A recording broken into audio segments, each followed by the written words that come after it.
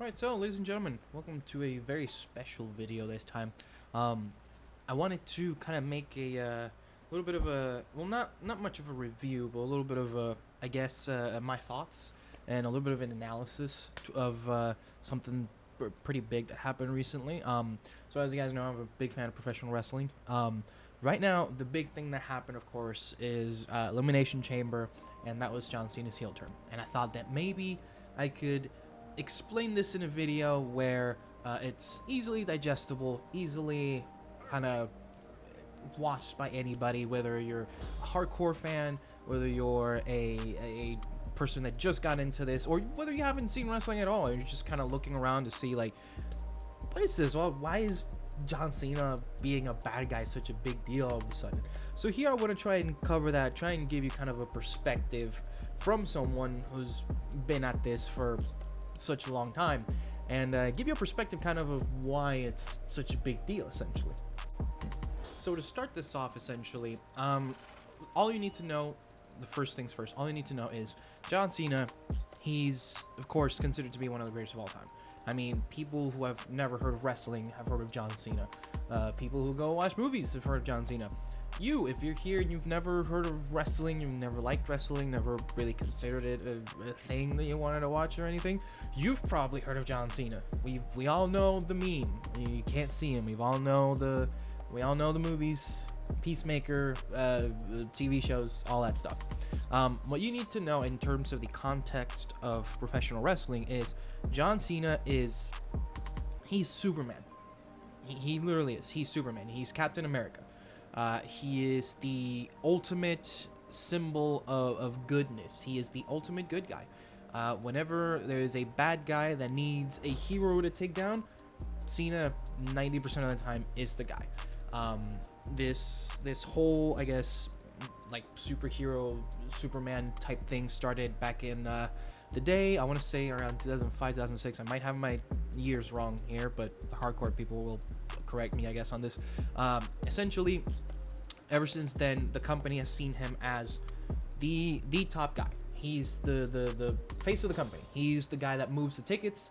He's the guy that goes to the Make-A-Wish places. He's the guy that does the movies. He's the guy that does everything. So for the past like 20 years, essentially, John Cena has been that guy. He's that guy that he's that good guy. He's Superman. He's the guy that we put the title on every single time we can, because he is the guy that's for the kids. So just to give you that context, John Cena is Superman. He is Superman. He is Captain America for professional wrestling. What makes him Captain America and Superman for professional wrestling is basically his main character traits. The character of John Cena itself is a person who prides himself on the amount of work that he puts into, and prides himself on the person that he is. And not only that, but prides himself on the fact that he's been put on this pedestal as the symbol of the company. He wants to be a good symbol. He wants to be a good person. He wants to represent what being good is. So that's why, I don't know if you guys ever seen any John Cena matches, or if you've seen many clips or something. You know how whenever he raises his hands, he does this symbol. Why he does this symbol? He does the symbol because of the 3 letters that embody the character of John Cena itself: hustle, loyalty, and respect, which is it has become his mantra over the past 20 plus years that he's been doing this. Hustle, loyalty, and respect is what the character of John Cena bases his whole personality around. He hustles, he works harder than everybody. He is loyal, so he doesn't turn his back on people. He doesn't stab people in the back. He is always there for people. He is always willing to put his personal feelings aside for the greater good. And not only that, but he's respectful. Pretty much every like big rivalry he's had, of course, in most rivalries, I guess the villain pushes him towards being a little bit more disrespectful and such. But in every rivalry he's ever had, he's tried to keep that level of respect, that level of peer, of companionship, I guess, of kind of a respectful view of his enemy, of his villain, I guess, in each story. basically, he's had villains before. I mean, some of the greatest Cena villains: Edge, Punk, AJ, Batista. I mean, Orton, of course. And yeah, they tear each other apart. They beat the absolute shit out of each other. But to a certain degree, you always see that Cena kind of keeps that level of respect, that level of, I'm not going to stoop as low as you because I'm the bigger person. And so, to understand the character of John Cena, you need to understand those three letters. That's the mantra: hustle, loyalty, and respect. That's what makes John Cena John Cena. That's what makes him Superman, right? So now that we got that kind of out of the way, just understanding the character of John Cena, um, now we got to get into a little bit of what the story is going on right now. For those who aren't watching professional wrestling or are just starting or anything, right now, the current story, right, with John Cena started a while ago. This has been pretty much a 20-year plus story that's been going on. John Cena, to this point, has won many world titles. Currently, the record for the most world titles recognized by WWE. Some people who are more into this will tell you that, oh no, well, the record is much higher than what Cena's going for, so they should change it. But no, the record recognized by the WWE right now is that Ric Flair is currently the man with the most amount of world title reigns in history, with 16 world titles. And John Cena's goal for the past, I want to say, 10 years at this point, because I think they first acknowledged that back in like 2015, around there. John Cena's main goal has been to either tie or surpass that goal. Because back in 2015 ish, WWE started acknowledging the fact that Cena at this point, well, at that point at least, had around 13 or 14 world title reigns. So the big thing they were acknowledging at the time was, hey, Cena has a really big chance of breaking that record. And back in 2017, I want to say 2017, John Cena had this big rivalry with AJ Styles, which is one of his better rivalries. I recommend anybody to go watch it, especially if you're just getting started in professional wrestling. It's a great rivalry to watch. Cena beat AJ for the WWE title, meaning he tied Ric Flair in world title reigns. So John Cena and Ric Flair are right here at each other. They're tied for most world title reigns in WWE history. And at the time, John lost the title, and ever since then, John has made it clear that, hey, I'll come back every now and then for shows. I'll come back every now and then for a wrestling match every now and then, but I kind of have that in the back of my head that I want to beat the record. It's not a priority right now because I kind of want to, focus on Hollywood and kind of focus on my own thing over here. But every time he comes back, he mentions it. I want to at some point try my best to beat the record. It's not a priority, but it is something that's in the back of my mind. And so over the past few years, I want to say since around 2017, 2018, Cena has just been having these minor roles in the WWE sphere, the professional wrestling sphere. He's had a lot of Hollywood movies, a lot of TV shows, a lot of other stuff that he's had to do. So his schedule with the WWE has been very limited. He shows up at least once a year, has 1, 2, 3, 4 matches, and then that's about it. And like I said, all of those matches, for the most part, not been for the world title, not been for any titles at all. They've just been kind of exhibition matches, 1 or 2 big matches just to get like a dream match here and there. Maybe 1 or 2 matches for the world title to kind of cement a little bit of the legacy of some of the other characters that are involved. For example, he had a big rivalry with Roman Reigns during Roman's forever title reign at this point. Roman Reigns had a title reign that lasted 4 years, and one of the challengers that stepped up to try and take him down during that time was John Cena, and he failed. So Cena has had very limited roles here and there, and for the most part, he's lost most of his matches. Because in wrestling, there's the concept of, if you are a top guy and you're coming in for a one-off essentially, and you're coming in with this guy who's been here every single week, he's been hustling it out, been here every single week, who's not going to Hollywood to make movies, he's here strictly to wrestle. One of the, I guess, the polite things to do, the unwritten rules to do in professional wrestling is for you to go out the door looking at the lights essentially. You lose towards to this person so that way they can look better because you don't need the win. You're one of the top guys at this point. You've got so many other things going on.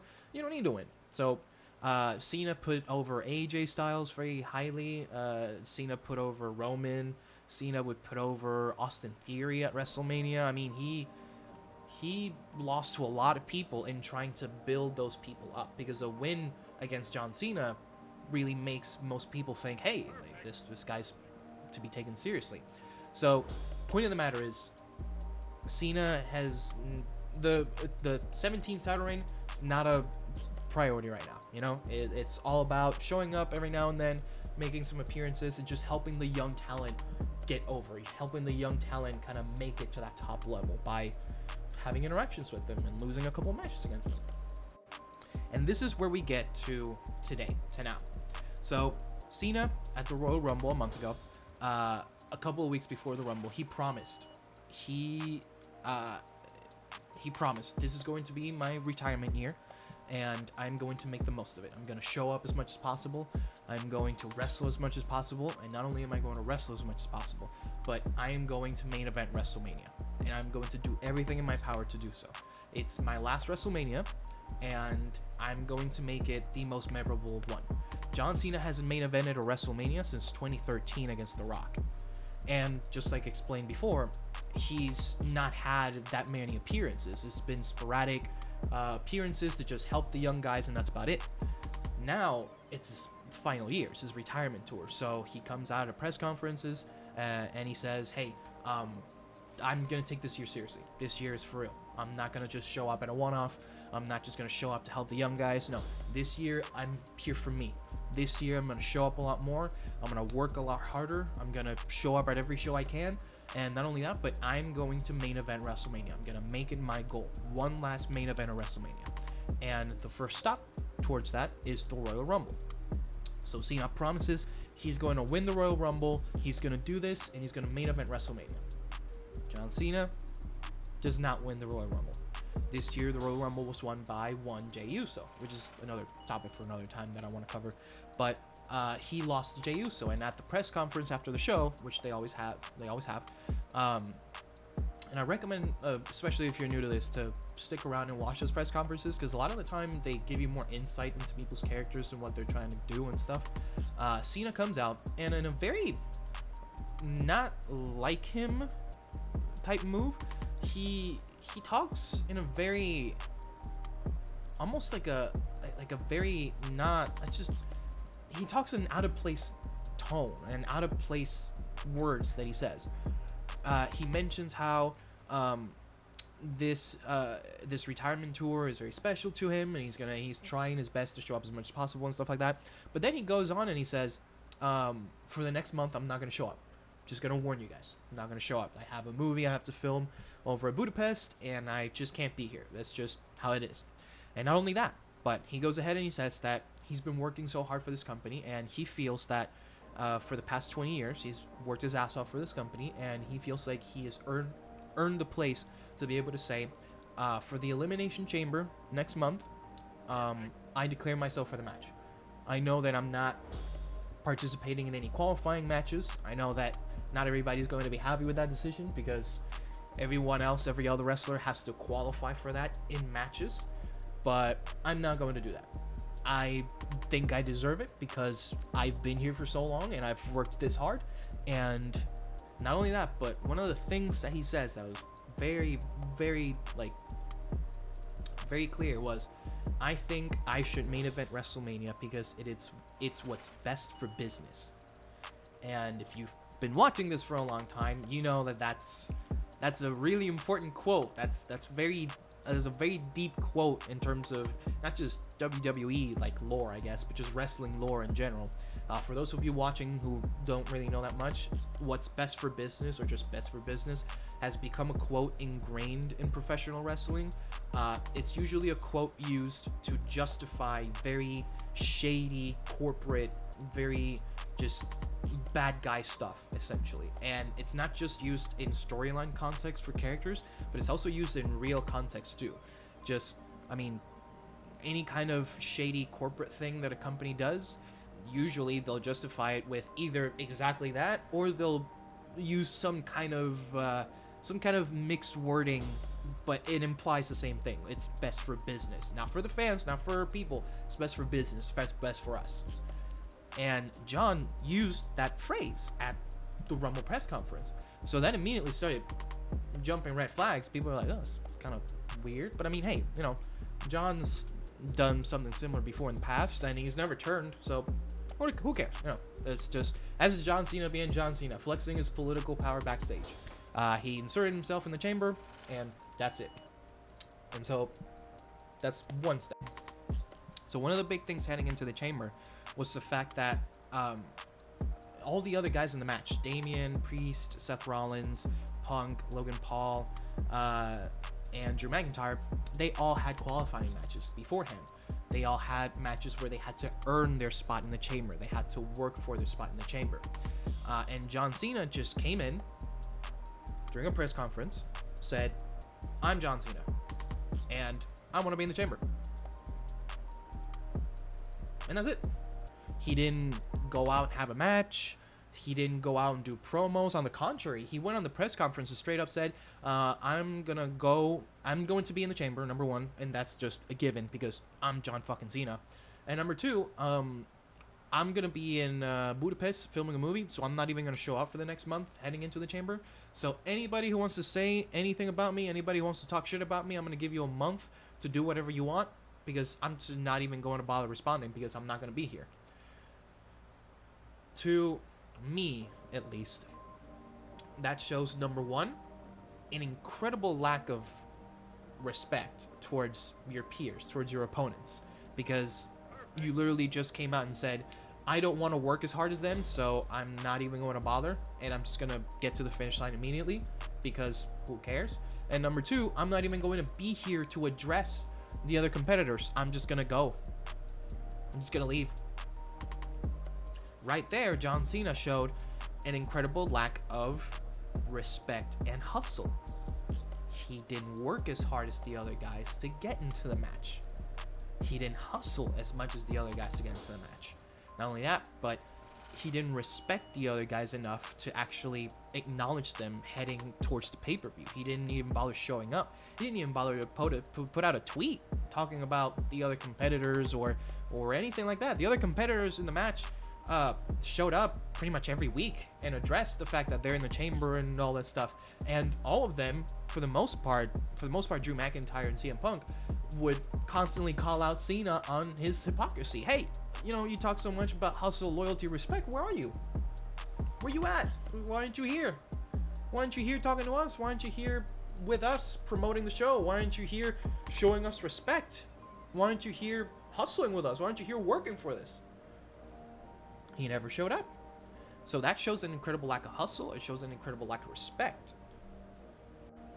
And then this is where the turn happens, right? Elimination Chamber happens. Match is going on.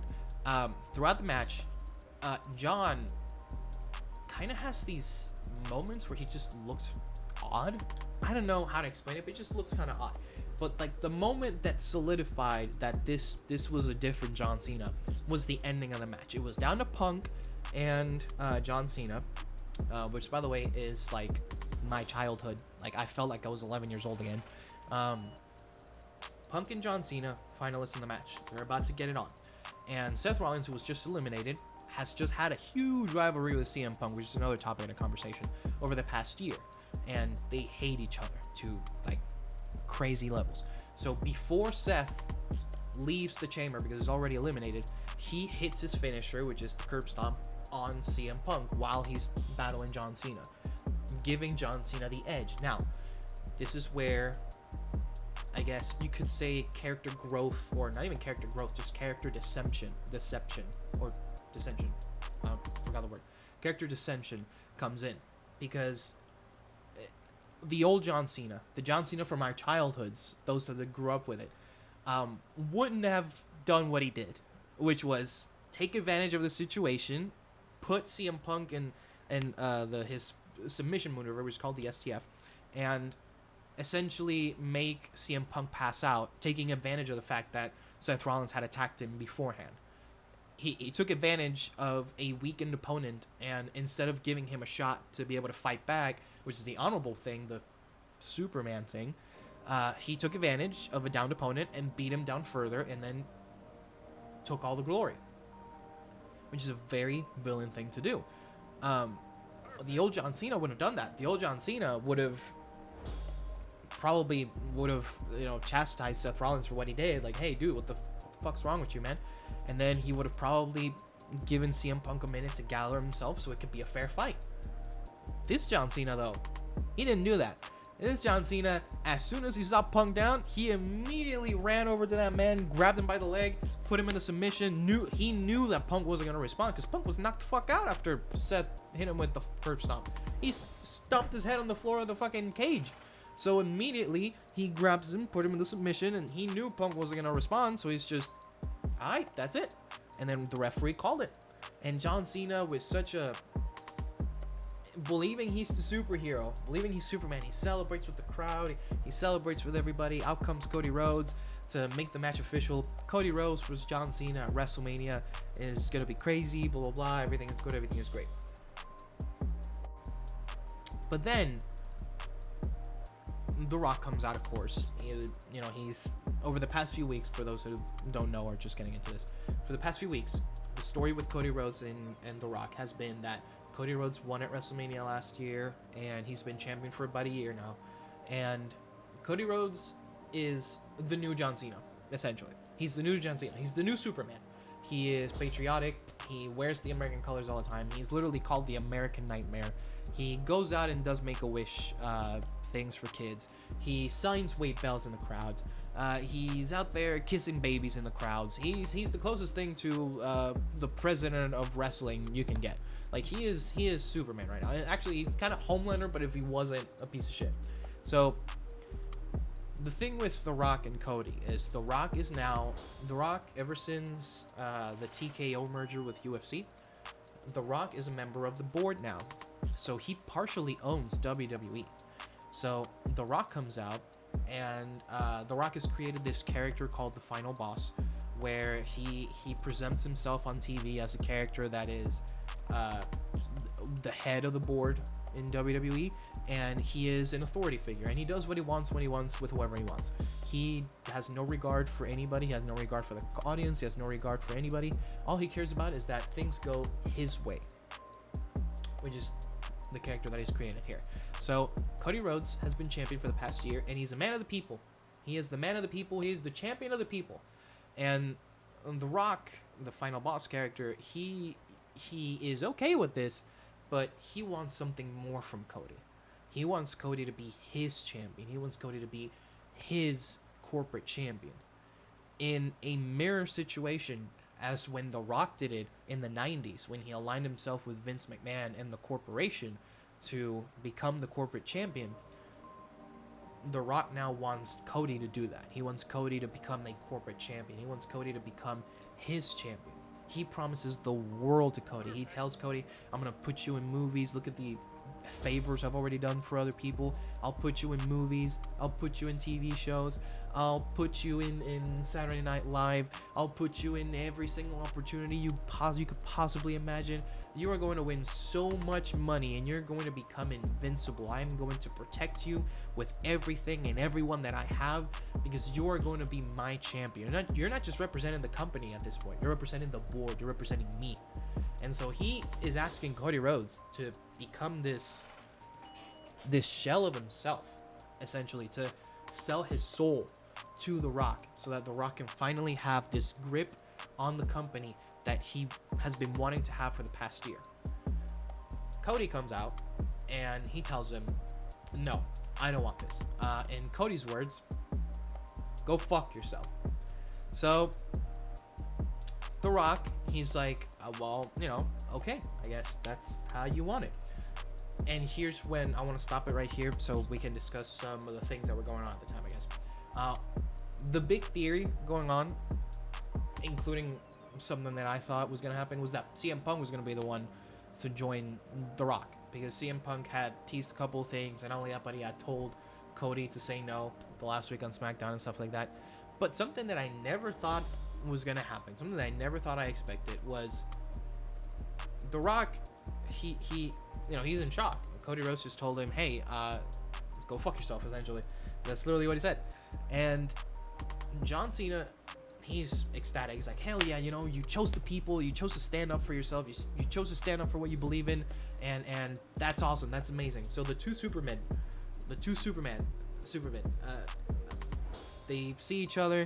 They're like, okay, well then the main event of WrestleMania is gonna be the fight between the two Supermen. It's gonna be you and me for the people. We're gonna give the people what they want. There's gonna be a fair, respectable fight, and may the best man win. They shake hands, they hug each other, and then The Rock does the hand sign, which is something that he's been doing over the past few months as the final boss, to kind of signify that, hey, someone's gonna fucking die. And John Cena has this like this shitty fucking grin on his face, and then he just kicks Cody Rhodes in the nuts. And then you have, of course, Travis Scott in the background just chilling and vibing. But like, John Cena, just Superman, the hero of all of the children in the world, the hero of our childhoods, just decides, I've had enough. I've had enough. I'm done with this. I'm done being your hero. I'm done being Superman. I am done giving everything I have to these people and to this company. Now I'm going to give everything I have to me. And that's it. That's all that matters. So, in a true Injustice Superman moment, he takes Cody Rhodes, who is essentially the poster boy now, the new John Cena, and he beats the dog shit out of him. Just bloodies him up. And like I said, for people outside of wrestling, this could be just, what the fuck is going on? But to explain it to you the best way I can, which is something I've been mentioning a lot in this video because it's the truth, it's Injustice Superman. It's Superman telling the world, I don't care about you anymore. I'm done. I don't care anymore. I don't want to be here anymore. I don't want to be your friend anymore. I want to do what I want to do. And it's for someone who hasn't grown up with it, or someone who hasn't watched it or anything like that, it could not mean as much. But for people who have grown up with this man, I mean, this is 20 years, 22, I think, 22 years of this man constantly being on our TVs, us growing up with him, telling us how we need to hustle, we need to be loyal, we need to be respectful, we need to be the best version of ourselves that we can. This is the guy that taught everybody to never give up on their dreams, to never give up on anything that they put their minds to. And now he's essentially telling everybody in the audience, fuck you, I don't care, I'm not here for you anymore, I'm here for me. This is my last year, I'm done. And in the press conference after, one of the things that Dwayne, The Rock, pointed out, which is something that I think should really be implemented into the character, because I think it was a brilliant thing to point out. The violent outburst wasn't just Cena turning heel. The violent outburst was John Cena taking 22 years of his life that he has given so much. He has given his blood, his sweat and tears into this company, into the people. And this is him finally taking that frustration, taking those 20 years of pent-up just hate and frustration that he was never able to show because he wanted to be that good guy. He wanted to be that Superman figure. And he's finally letting that violence out. He's finally letting that frustration out. This is 22 years of this man not being able to open his mouth and finally say, fuck all of this. Now being set free and saying, fuck this, I'm done, and just beating the dog shit out of quite literally the visual personification of who he was. Cody Rhodes is the new John Cena. He's the new Superman. He's the guy taking his place in all the Make-A-Wish stuff. He's the guy taking his place as like the hero of this generation's children. So now Cena sees Cody as this the embodiment of all of the work and all the suffering that he's been through. So he's gonna take it out on him. Absolutely, he should beat the crap out of him, and he bloodied him up completely. And that's why John was so like adamant to just beat Cody down, especially beating him down with the title.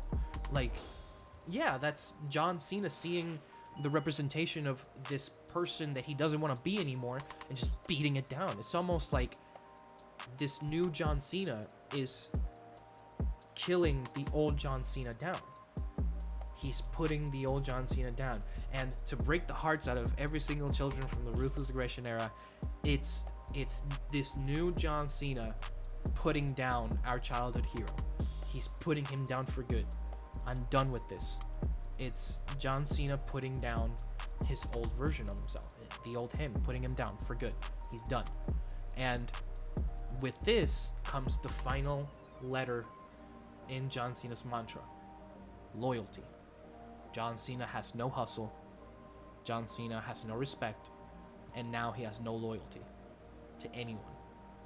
And I think that was brilliant, because you took a character who based himself so much on these 3 words, and in the span of a month, you took this character and you made him completely betray the 3 words that were the base of his entire character.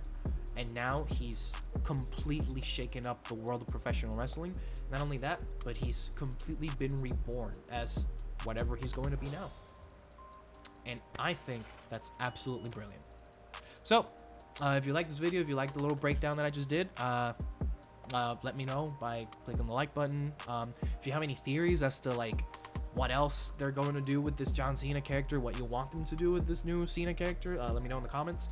And if you have any other observations from this like analysis that I just made, let me know in the comments too, because I mean, hey, that's what this is about.